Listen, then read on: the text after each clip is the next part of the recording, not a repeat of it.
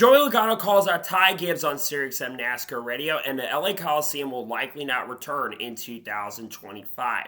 What's going on, guys? It's Daniel, and welcome back to our video. We got to NASCAR and other motorsports stories discussed here today on the channel. Let's go ahead and just jump straight in those really quickly. We're going to take a look at a ton of paint schemes that have been revealed over the course of the last couple of days. Let's go ahead and just jump straight into them. The first paint scheme we're taking a look at is Ty Dillon's 2024 Rackley roofing scheme. Much different than the Rackley roofing scheme we've seen because it's the 50th year anniversary. I like this a lot, and I'm excited to see that this paint scheme will be on the racetrack throughout the 2024 season. The next paint scheme we're taking a look at is Dawson Cram's 2024 Mike's Weather Page scheme.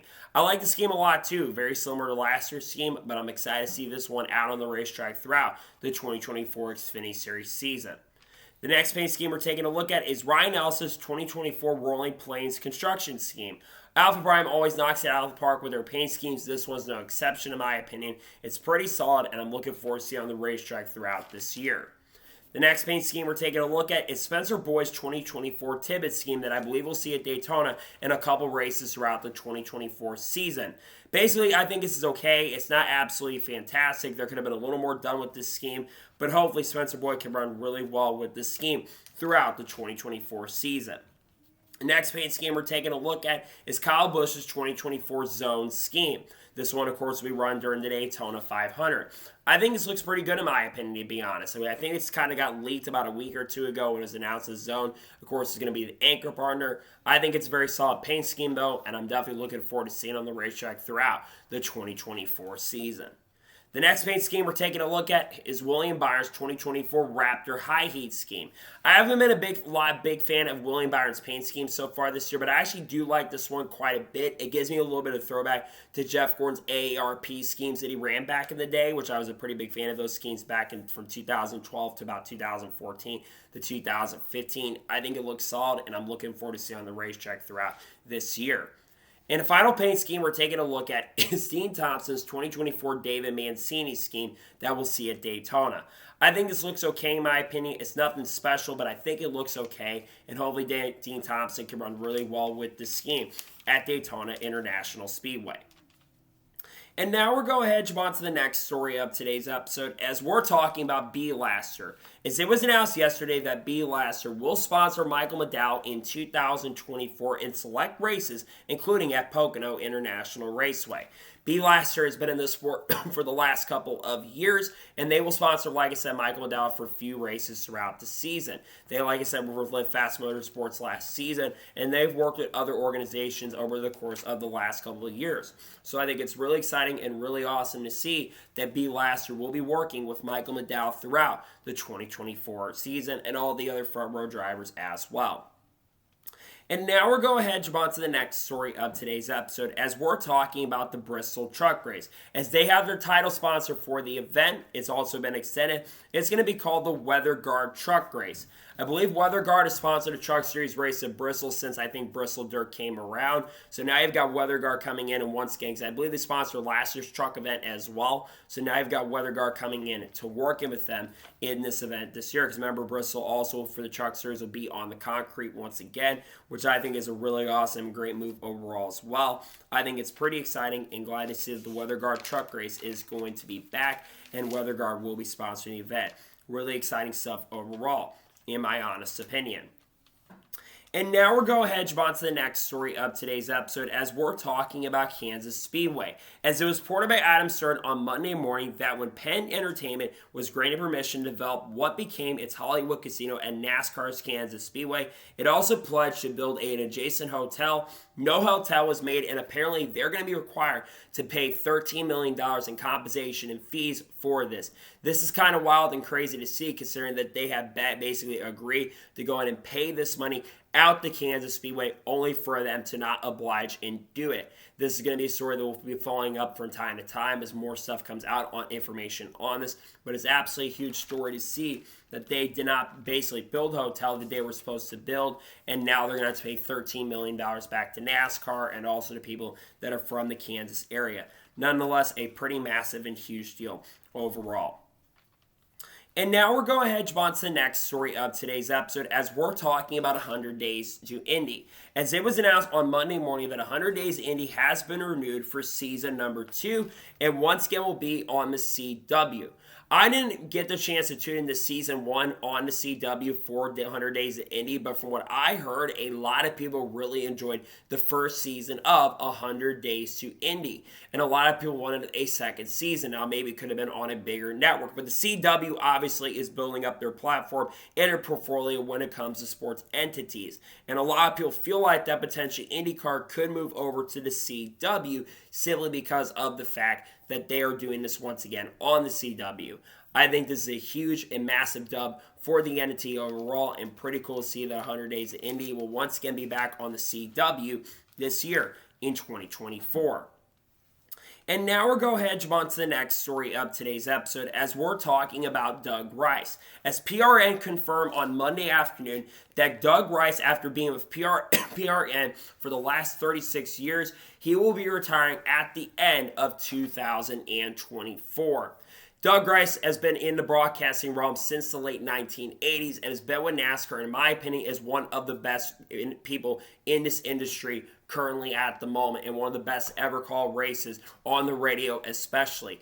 This is going to suck to see him not continue doing past this season, considering the fact that I've loved Doug Rice's calls. I've been a big fan of his. He's always outspoken and always, like I said, knows how to call a race on the radio. But nonetheless, congratulations to Doug Rice on an incredible career in the radio business, working with PRN, Performance Racing Network. Congratulations to Doug on an incredible career in this sport. He deserves it. He's absolutely amazing. He deserves retirement after what he's been able to accomplish in this sport for many, many years and what he's been able to do on PRN. Congratulations to him on an incredible and amazing career.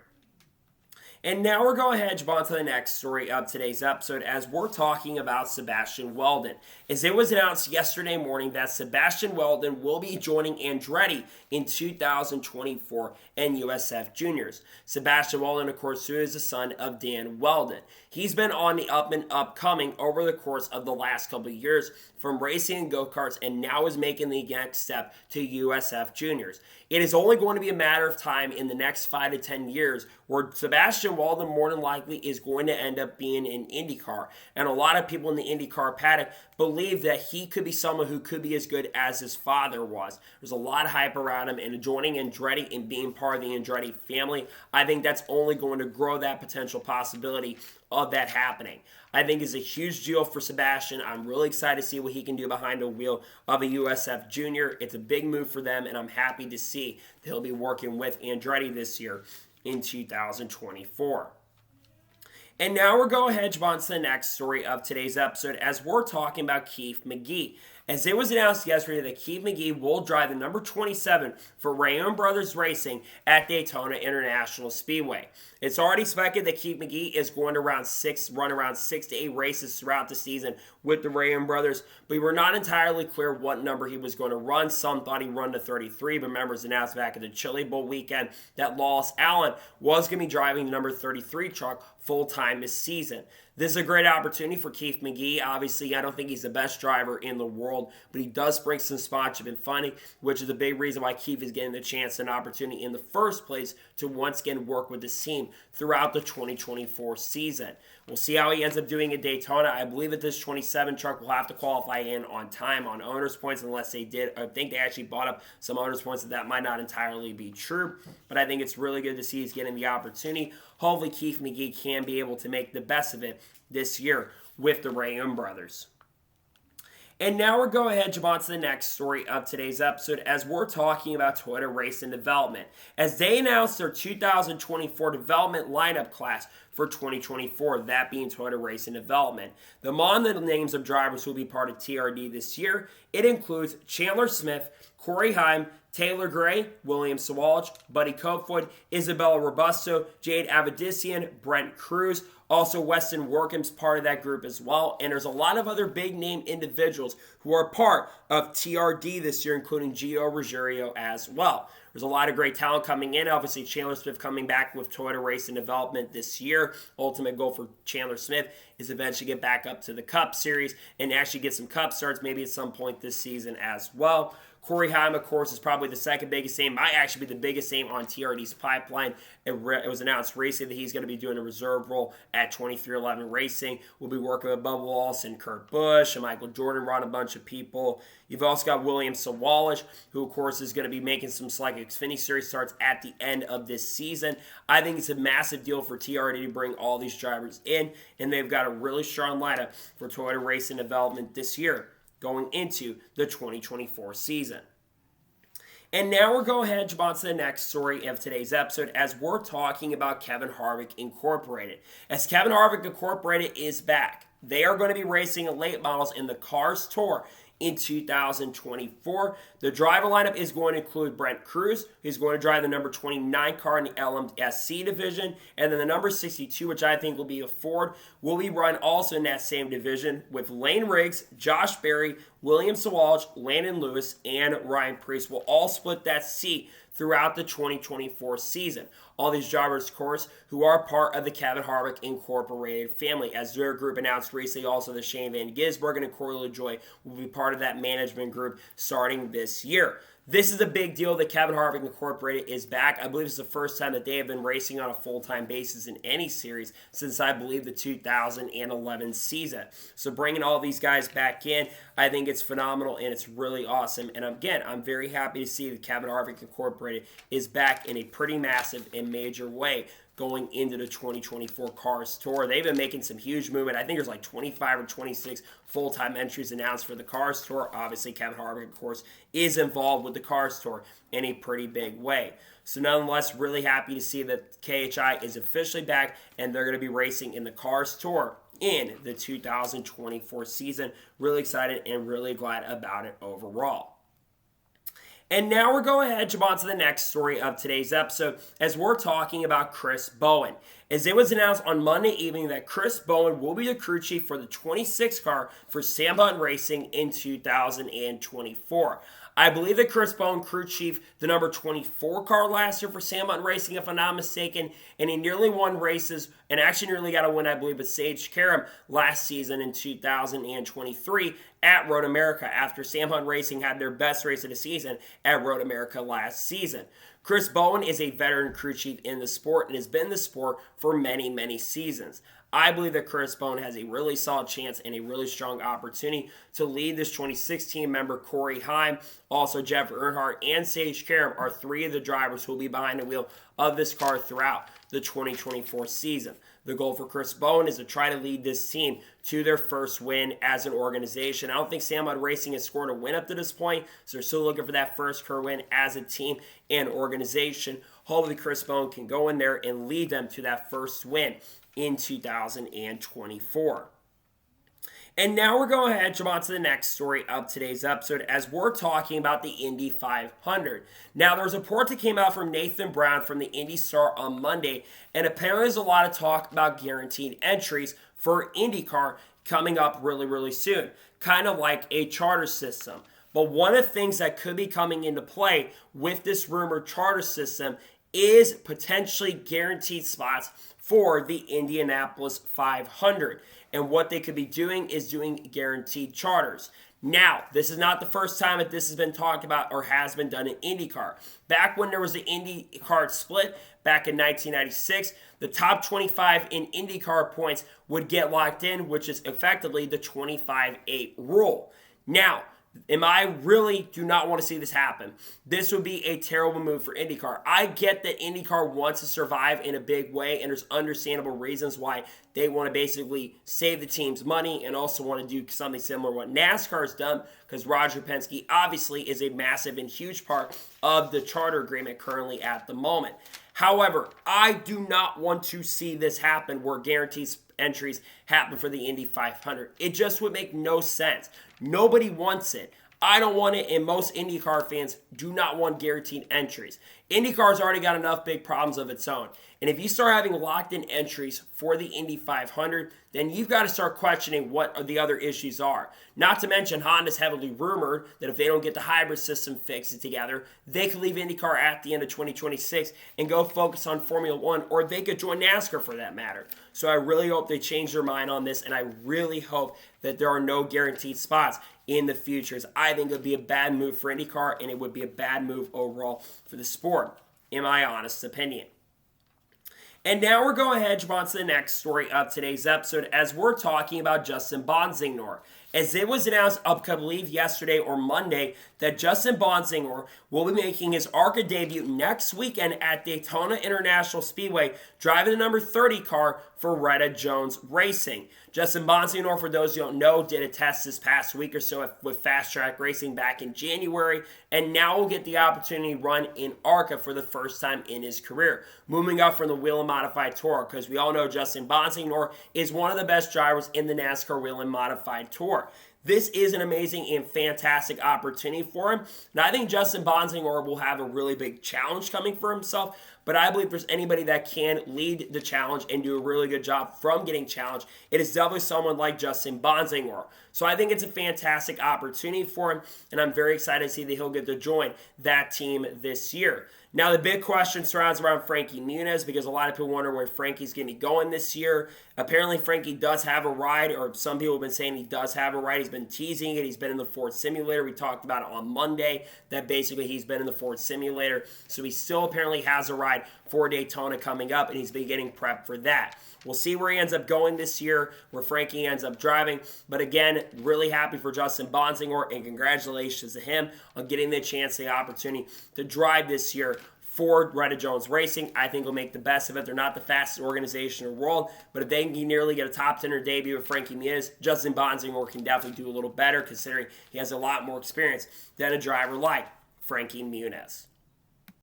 And now we're going ahead and jump on to the next story of today's episode as we're talking about Alex Albon. Now, it's reported by motorsports.com that Alex Albon is expected to stay at Williams in 2025. Now, why has there been a lot of questions about Alex Albon? Well, there's been a rumor going on recently that Alex Albon could leave Williams at the end of this year and go to Mercedes or replace Lewis Hamilton. Because remember, Lewis Hamilton is going to be joining Ferrari in 2025. Now, James Vowles has confirmed in Motorsports, and this is where that report came from Motorsports, that basically Alex Albon will be staying with Williams at least through 2025, which I think makes a lot of sense considering that Alex Albon's been with Williams now for about 3 or 4 years, and honestly has outperformed that equipment. Has probably been the best driver that Williams had in the last couple of years. I think they should keep him long term. I think that he should continue to build up that program instead of being in the top tier organization, because some have thought maybe he could go to Red Bull as well to replace Sergio Perez if he doesn't step up to the plate this year. But overall, I think Alex Albon is a good driver, and I think he 100% deserves to be staying with the team for the long-term future. I think he'll make the most of it. He's a very good driver, and I think we'll see Alex Albon have a very strong year this season with Williams in 2024 as they continue to build up their organization, as we also kind of figure out who will be taking over for Lewis Hamilton in 2025. And now we're going ahead and jump on to the next story of today's episode as we're talking about moving dates. Now, Ellen Sora was on SiriusXM NASCAR Radio this past week, and he talked about potentially moving dates around if there's an extreme weather concern. He says, never say never, but would be harder with a points-paying race. Now, obviously, if you paid attention over the last week, the Busch Light Clash was moved a little bit earlier, actually about 24 hours earlier, as a matter of fact, due to massive storms that are currently taking place in Los Angeles. If you live in the Los Angeles area, I'm praying for you, hoping everybody is okay out there at the moment. But they moved the race early because if they didn't run the race on Saturday instead of Sunday, there was no chance the Busch Light Clash was going to happen. Now, I think that they would have to be extreme considerations, like what's happening in LA at the moment, for NASCAR to move a date around a day early. Because NASCAR will sometimes move a race up 30 to 45 minutes, maybe even an hour early. But usually they don't move a race up 24 hours early unless there's extreme conditions and extreme reasons why they do need to move it up. So I think that NASCAR made the right decision. They feel like they made the right decision. I agree with them because there was no way the clash was going to happen and they were going to be losing money altogether, which NASCAR even knew that they were going to be losing money in this situation. So I think that they made the right decision. Again, I don't think that it will happen in a points paying date anytime soon. The earliest I could see happening is maybe way down the road, but as of right now, I don't think it's going to happen anytime soon. That being said, though, it's kind of interesting to look at it and it's kind of interesting to see that there's even talk about maybe in the long-term future, if extreme conditions happen, where NASCAR could effectively move dates around. It's interesting. It'll be something to watch long-term overall to see if NASCAR ever decides to go ahead and do something like this. And now we're going ahead, jump on to the next story of today's episode as we're talking about Denny Hamlin. Now, Denny Hamlin, basically after winning the Busch Light Clash this past week, Bob Pockrass asked him a question about how is his shoulder feeling. And Denny said, I appreciate your concerns, Bob. He says his shoulder feels a lot better, and he knows that fatigue was going to be a big thing coming into this event. But he says his shoulder feels a lot better. Now, why are people asking this? Well, obviously, Denny Hamlin over the offseason has shoulder surgery, I believe, in this first or second week of November, or a little bit later, kind of close to December. And Denny Hamlin, basically, there was a lot of talk and rumors maybe he's going to miss a Busch Light Clash at the time and have someone like Eric Almirola or Chandler Smith step in.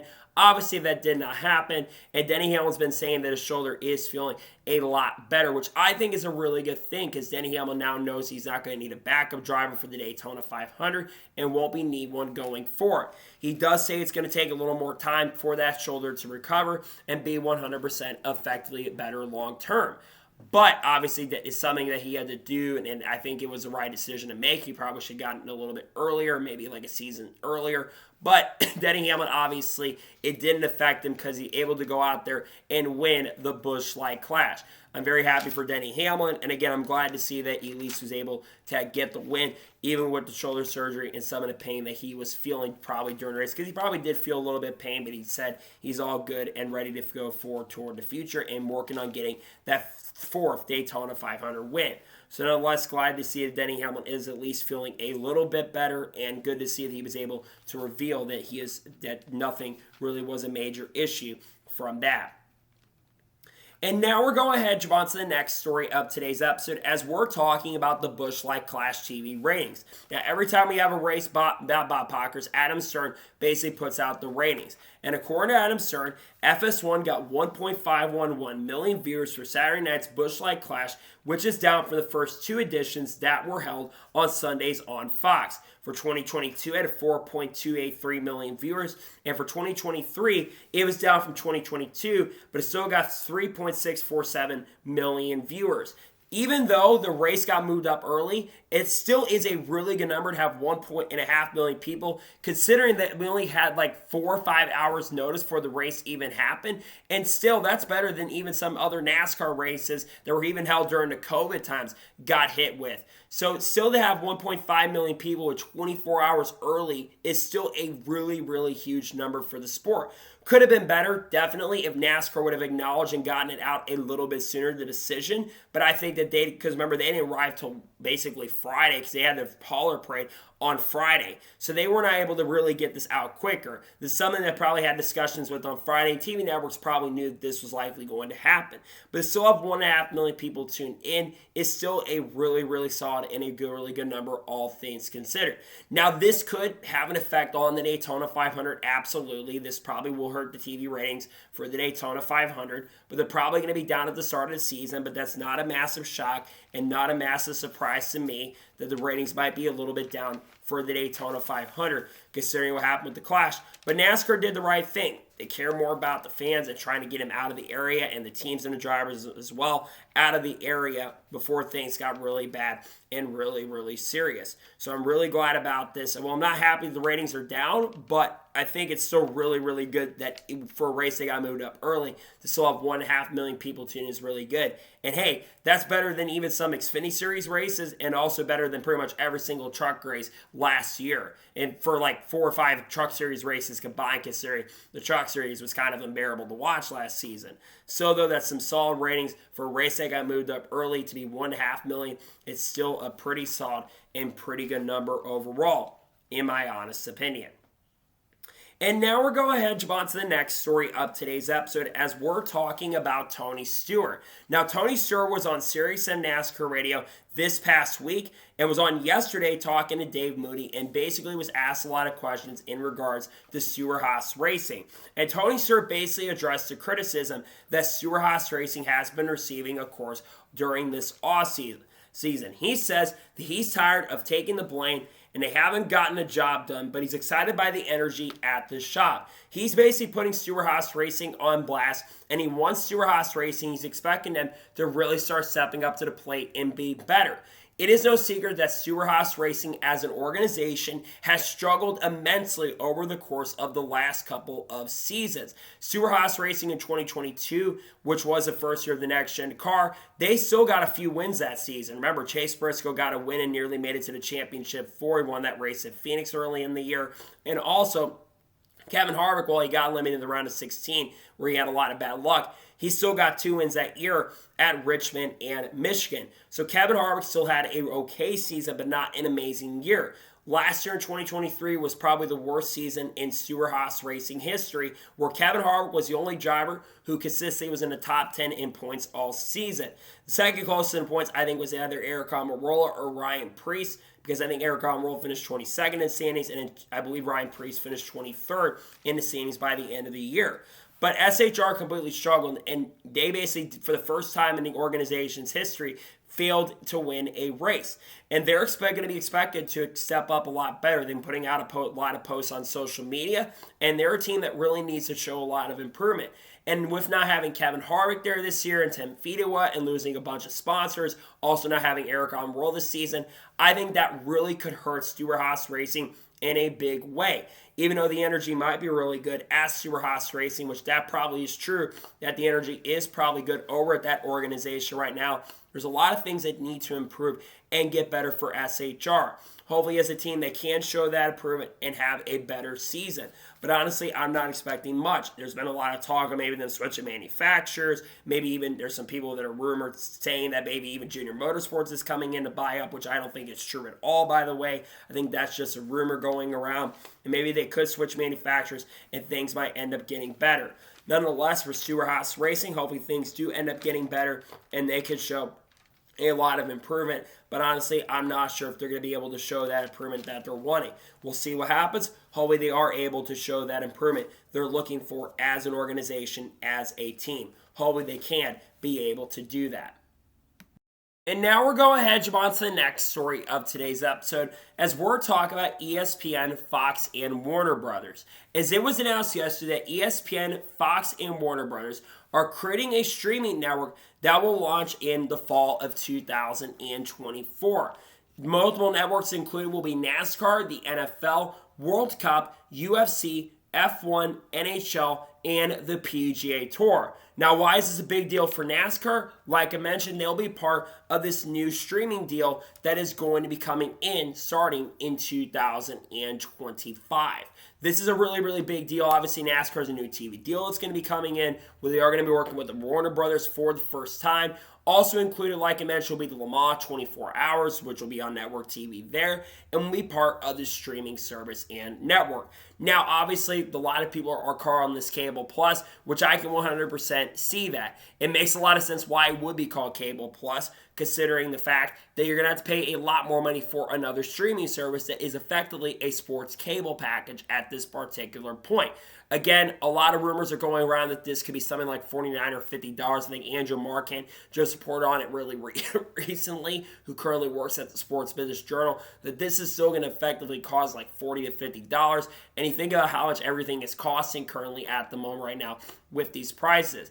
And basically, they're trying to reinvent cable in a big way to bring a lot more money to the table in a huge way for the sports market, because obviously everyone knows that everything is a lot more expensive nowadays than it used to be. You could get cable back in the day or get a streaming network for a lot cheap back in the day, and now it costs a lot more money for these effective networks and brands. It's going to be something to watch as when they do reveal how much it's going to be, what exactly is going to be called. It's pretty big. The ESPN, Fox, and the Warner Brothers are all working together, but I think it's all because Walt Disney Company, I think, owns all three of these brands. I could be wrong on that if I'm not mistaken, but it's still a really huge deal nonetheless to see that ESPN, Fox, and the Warner Brothers are all going to be collaborating on this massive and huge deal, which could have a big thing. And this could also exclusively mean that all these networks are going over to this new package. I would still expect that all these big networks will be on this network for sure, all the major networks for sure, but it's still going to be huge to see the ESPN, Fox, and the Warner Brothers are all going to be working together. A pretty big deal for TV, in my honest opinion. And now we're going to head on to the next story of today's episode as we're talking about the Xfinity Series. Now, during the media days about a week or two ago for that Fox had, Justin Allgaier was being interviewed by Bob Pockers, and he asked a lot of questions surrounding about the Xfinity Series having a lot of changes and turnover going into this season. And Justin Allgaier responded that you're going to have to kind of adapt to and thrive throughout these changes. Let's talk about a lot of these changes for the NASCAR Xfinity Series. Obviously, there's a lot of playoff drivers moving around. You've got Chandler Smith, who's moving away from Colleague Racing and joining Joe Gibbs Racing, driving an 81 car this season. You've got Sheldon Creed, who drove the 2 car last year for Richard Childress Racing. He's going to be driving the number 18 car for Joe Gibbs Racing this season. You've also got Jesse Love, who's moving from ARCA all the way up to drive the number 2 car for Richard Childress Racing this season. You've got Haley Deegan, who's moving up from the Truck Series up to the number 15 car for AM Racing in 2024. You've got Shane Van Gisbergen, who's going to be driving the 97 car for Colleague Racing with a partnership from Trackhouse. You've got Josh Williams, who's moving from DGM Racing to the 11 car for Colleague Racing. You've got AJ Allmendinger, who's also moving back down to the NASCAR Xfinity Series. There's other drivers like Daniel Dye making select starts in Xfinity this season. There's a chance that Kyle Busch will make some select starts. There's an outside chance that maybe Matt DiBenedetto will make some select starts this season. You've got other drivers moving from different places throughout this offseason. And honestly, I think the Xfinity Series has a really strong collective lineup going into the 2024 season. And honestly, all this turmoil is going to cause a lot of excitement because I think a lot of people are excited for Xfinity going into this season. And I really love what the Xfinity Series has going into the year. And I think it's going to make it really, really fun, especially after this year where everything will be incorporated and move over to the CW. I'm very, very excited for this season when it comes to Xfinity, and I think it's going to create some chaos, but honestly, some controlled chaos in a really big way. His Wayne Otten obviously will be retiring at the end of this year as the race director. I'm excited for the Xfinity Series season. I think it is going to be a fun season in general for the Xfinity Series going into 2024, and I cannot wait for the season to get started this year in 2024, especially with all the movement and all the changes and effective moves that have happened for the Xfinity Series in the 2024 NASCAR season. And now we're going ahead and jump on to the next story of today's episode as we're talking about Dale Jr.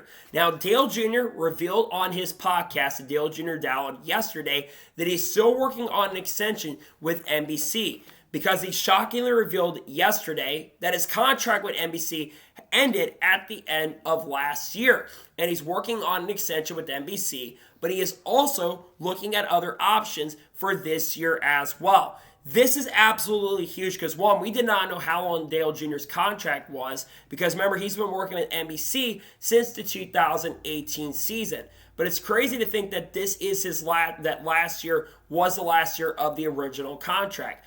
I really hope that Dale Jr. does get an extension with NBC. But I'm also hoping that when it comes to the next TV deal, which of course this is going to be the last year of the current deal we have, which of course NBC and Fox work together, I would love to see Dale Jr. be able to, in the next TV deal, be able to work with NBC, get a lifetime extension with NBC, but also work with Fox, also work with Amazon, and work with TNT in a big way. Because Dale Jr., in my honest opinion, whether you agree or disagree with me, I think Dale Jr. is the best broadcaster we have in NASCAR currently at the moment.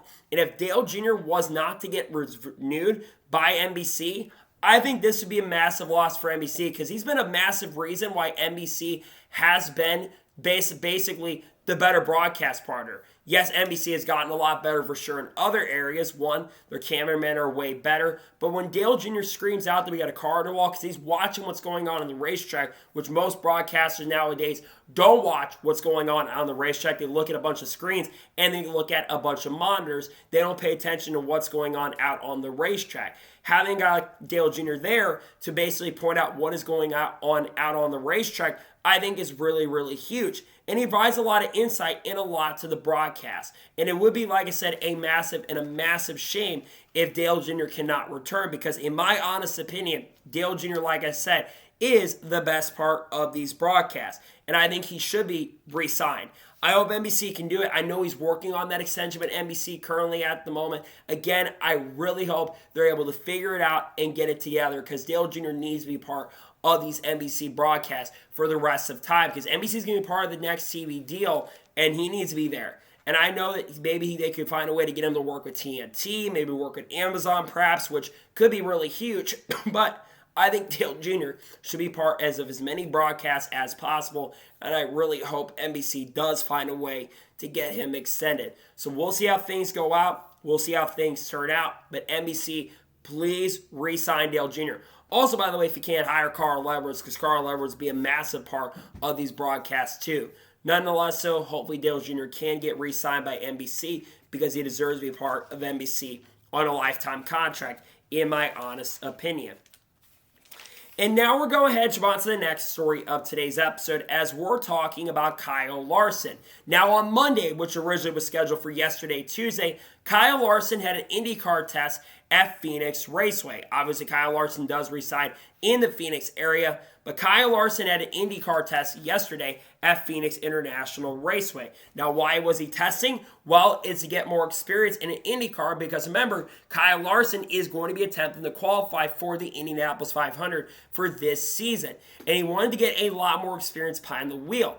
Kyle Larson did 172 laps during this test, and he learned how to basically control the car in a slide, and was able to learn how to do that really, really quickly, which is going to help him, especially when we get to Indianapolis for the Indy 500. Kyle Larson is expected to be a massive and major threat in the Indy 500 this year if he's able to make the field. And getting this testing will help him, because the more experience that Kyle Larson gets behind the wheel in an IndyCar, the better prepared I think he's going to get. Now, I don't remember if Kyle Larson has another test that he has set up and ready to go. I think this could be the last test that Kyle Larson has aligned right now at this particular moment. But as for Kyle Larson doing this Indy test, I think it's absolutely huge. And learning how to control slide in IndyCar is going to help him effectively in a massive and major way. I'm excited for Kyle Larson, though. Like I said, he's getting the chance and opportunity to test more Indy cars. Again, maybe he'll be at Homestead or one of these other IndyCar tests that's scheduled. He's probably going to be at the test in April. And of course, with the Daytona 500 not being for another week, I think that really helps as well. And honestly, if he can win a race early during the Cup Series season, then he can go ahead and focus all of his eggs on the basket of the Indy 500. But until I think he gets that first win, this might be the only time we see him behind the wheel.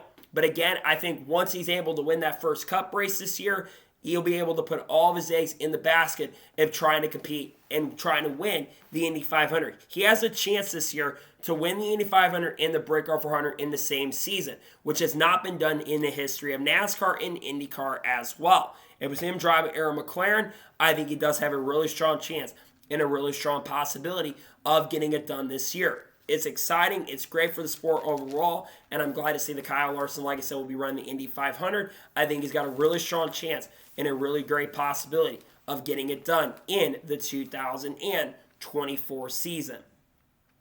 And now we're going ahead and jump on to the first of three major stories in today's episode, as we're talking about international racing. There's been a lot of talk and chatter in regards to the last couple weeks of NASCAR potentially going international racing in the not-so-distant future. Remember, we talked about the motorsports.com article in the middle of last week, I believe it was on Wednesday, that apparently we're getting closer and closer to hosting an international race. Then over the weekend on Friday, there was beginning to be a lot of talk and rumors that the Busch Light Clash might move away from the Los Angeles Coliseum in 2025 and potentially moving to Mexico City or Guadalajara. And remember, we were very, very close to hosting a race in Montreal for this season on the NASCAR Cup Series schedule. And it was reported by Adam Stern, I believe it was on Monday morning, that NASCAR will host a number of officials in Daytona from different countries interested in hosting a race.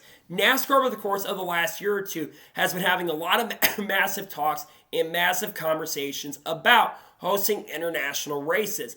I think they're first going to be looking at going to Canada and also going to Mexico. There are a lot of tracks that are in Mexico, and like I said, Guadalajara, they're talking about moving the Busch Light Clash there. You've also in Mexico got the Autodroma Hernando Rodriguez track. But you've also got in Canada a lot of tracks up there as well. You've got some dirt tracks up there like Ohsweken Speedway, which a lot of fans really want to see the Cup Series once again back on our dirt track. You've also got a couple other tracks like Canadian Tire that hosted Truck Series races from 2013 up until the end of 2019. And then you've also, of course, got Circuit Gilles Villeneuve, which, like I mentioned a minute ago, was very, very, very close to hosting a NASCAR Cup Series date. Circuit Gilles Villeneuve was a really, really good track for Xfinity, and every single year the Xfinity Series put on an excellent and a very, very good product and a really awesome and great show as well. And then, of course, you've got other tracks that are up in Canada as well. After the course, Circuit Gilles Villeneuve was moved back down to Mid-Ohio for the Xfinity Series starting in the 2013 season. As for the future of international racing, it's going to be very interesting to see how things play out. Also, of course, they could go overseas to like Europe. They could go to Brands Hatch, perhaps. There's a lot of talk about that. They could go to Silverstone. They could go to Le Mans, because obviously the Garage 36 entry did, in fact, go over to Le Mans. And they also could go to Japan.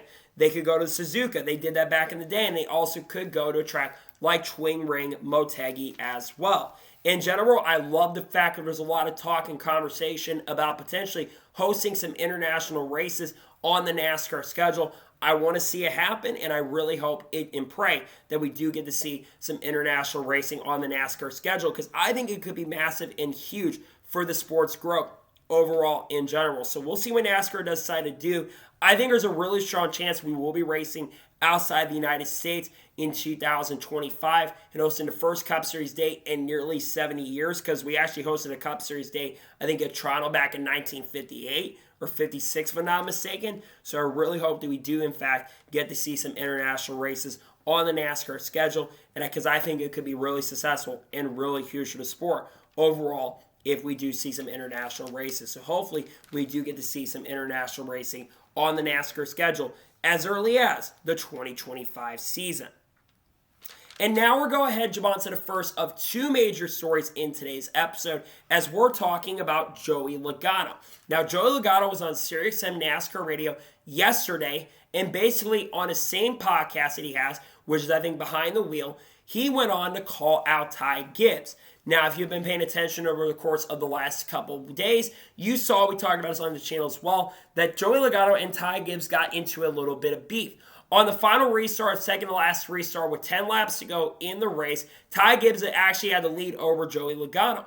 Then Ty Gibbs overshot the corner, went up the racetrack, and forced Joey Logano wide up, I think, into the outside wall, giving Joey Logano a little bit of damage on his car. And after the race, Joey Logano was very unhappy with Ty Gibbs. Ty Gibbs tried to basically bring Joey over and say, come here, let's go in the holler and not have a bunch of people watching us and talking together. But Joey Logano grabs him by the collarbone and said, we're going to have a conversation right here. And there was a lot of talking and a lot of jabbering that took place between both of them. Then it continued on the SiriusXM NASCAR show that Joey Logano has. And he basically said, you can only poke the bear so many times. He revealed that he actually had a conversation with Ty Gibbs, basically, I believe, before the Martinsville weekend. And basically, after that, they had a talk at his house and said, that's really cool. They had a talk, they shook hands, and then Ty Gibbs left. And then after all that happened, basically, Joey Logano got ran into 3 times, 3 straight races, I think at Homestead, I think at Vegas, and also potentially the Charlotte Roval as well. And then Joey Logano basically said that that's the reason why I turned Ty Gibbs, because remember, this beef goes all the way back to last year, where Joey Logano turned Ty Gibbs basically going into the final corner, and Denny Hamlin was not very happy with Ty Gibbs about that. Joey Logano continued on a SiriusXM NASCAR radio show and said, his words mean nothing to me. because he said he can talk and say all the good things and basically then change his mind and do that. Ty Gibbs is a very young race car driver. And even Joey kind of sees himself in Ty Gibbs because I think Ty Gibbs is in the same position that Joey Logano was in many years ago. Joey Logano got into a lot of squabbles and a lot of beefs with a lot of drivers. Matt Kenseth, Tony Stewart, Ryan Newman, Kyle Busch. Remember, he and Kyle Busch got into a fight about 5 or 6 years ago. So I think Joey Logano kind of understands where kind of Ty is in. But also has to understand that Joey Logano has every right to be frustrated and upset that he got moved up the racetrack. But I think these two drivers are going to be racing each other for many, many years to come. And I think Joey Logano knows that. And I think that's why Joey wanted to say these things, because they're going to be racing against each other for a long time. Even though Joey Logano is a much older driver now, Joey Logano probably still has 12 to 13 years left of his Cup Series career effective. Ty Gibbs is going to be in this sport now for a very, very long time as well. Ty Gibbs just turned 21 last year and will turn 22 this year at the end of the season. So I think that Ty Gibbs has a lot of potential to win a lot of races, and these two are going to be racing against each other a lot. And I think that you're going to continue seeing this beef and this drama continue between both those drivers. Two drivers that are not very liked among in the media, and also two drivers that are not very liked among the driver corps as well. And there's a lot of drivers that do not like Ty Gibbs. Let's just be real and frank. A lot of drivers in the sport don't like Ty Gibbs because I think Ty Gibbs, a lot of drivers feel like, is kind of immature. But he got a lot of respect back in the garage this year for the way he raced last year, which generally he raced pretty fair and clean, except, of course, with Joey Logano and also kind of with Carson Hocevar as well. I think that when you look at Ty Gibbs in a big way, he's going to win a lot of races in Cup throughout his career, and he's going to get called out and make a lot of mistakes on the racetrack as well. I think for Ty Gibbs, he's just got to be patient with drivers, and he's just got to learn, and he's got to take the lessons that he gets so that he can grow a lot as a driver in the sport. And if he can do that and take the advice from people like Joey Logano, I think he's going to go many, many places, and he's going to go very far in his career. So hopefully he can take some advice from Joey Logano and grow as a driver, because I think he can, and I think that Joey Logano calling out Ty Gibbs is really perfect for his career. So we'll see how things play out for Ty Gibbs and Joey Logano long term, because I think this is a beef that may continue going into the long-term future. And now we're going ahead, jump on to the final major story of today's episode as we're talking about the Los Angeles Coliseum. Now, there's been a lot of talk and chatter about whether or not NASCAR in the future will return to the Los Angeles Coliseum or not. Well, according to Jordan Bianchi, who of course works at The Athletic, the Los Angeles Coliseum will likely not return to NASCAR in 2025. While that has not been officially made available and basically not announced official at this point, it's very unlikely that they will not return. Obviously, this is 2024 was the final year of the contract at the Los Angeles Coliseum. So that does not 100% shock me or surprise me, to be honest with you, especially like I mentioned, it was the third year of its 3-year contract. The first year the LA Coliseum ran with the Busch Light Clash, there was a lot of hype around it. You had Ice Cube come out. You had a lot of great racing. And you had the stands nearly full in the first year. And basically, like I mentioned with the ratings a little bit ago early in this episode, you had 4.5 million people that tuned in to the first event. But the second event, it started having a little less hype, though we still had a lot of hype. You had kind of a disaster of a race. You had 27 cars effectively get in the main event. And it turned into a little bit of a shit show and a little bit of a mess. You had less people that watched, and you had less people that showed up as well. And then in year number 3, obviously unfortunate circumstances with the weather that came into play. We're supposed to have a halftime show concert with Machine Gun Kelly. Obviously, that did not happen, and you only had 1.5 million people tune in. The attendance wasn't great, but it was solid considering that it was very last minute, and fans originally were not going to be allowed in for free. Obviously, NASCAR changed their mind, which I think effectively they made the right decision, considering the fact that really there was not going to be fans let in on Sunday anyways. I think the future of the LA Coliseum is gone, and I don't think the LA Coliseum is going to come back after this year, which means that probably there won't be a race in the LA market or the Southern California market, because we know that Auto Club, they're not coming back in 2025. We know that got confirmed about a week ago. We talked about it on the channel, so it's very unlikely that Auto Club is going to be returning anytime soon. So what does this mean for Southern California? Well, if there's no race at LA Coliseum and there's no race at Auto Club, there probably won't be a race in Southern California, unfortunately, unless NASCAR can find a way to maybe go to Irwindale Speedway, renovate that track, and make that track a lot bigger, or maybe go to Long Beach. That could be certainly an option, a possibility, if they could find a way to do that. But obviously, of course, you do have the IndyCar race and the IMSA race that happens there as well. So there's a lot of complications going on there. And obviously, a lot of fans would probably not want to see as much racing there, even though I think many would disagree with me on that. I think that Long Beach would be a great track to host.